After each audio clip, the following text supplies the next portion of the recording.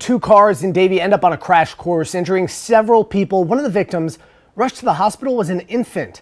Local 10 News reporter Roy Ramos joining us now live with an update there. Roy. Andrew, by looking at that wreckage, really hard to believe that no one was killed. We're told that several of those patients were brought right here to Broward General Medical Center, and one driver says this all happened after a black SUV pulled out in front of him, and he was forced to get out of the way. Anyone hurt? Cell phone video from concerned witnesses capture the traumatic moments the driver of this black Honda held an infant who Davie police said was ejected from this mangled car that had 5 people in it.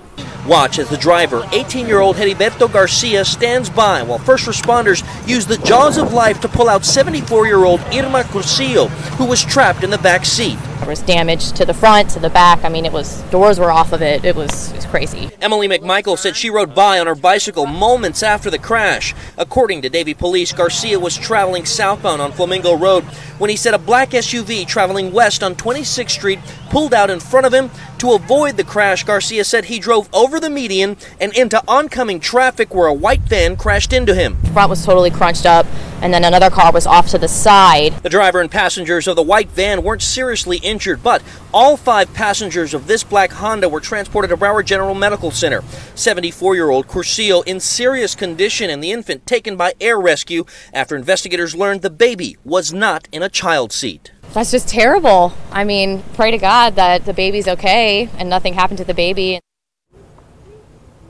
And fortunately, that infant and that elderly woman are expected to be just fine. Investigators do tell me, as for that black SUV that they say took off, they are still searching for it and whoever was behind the wheel. Outside of Broward General Medical Center, Roy Ramos, Local 10 News.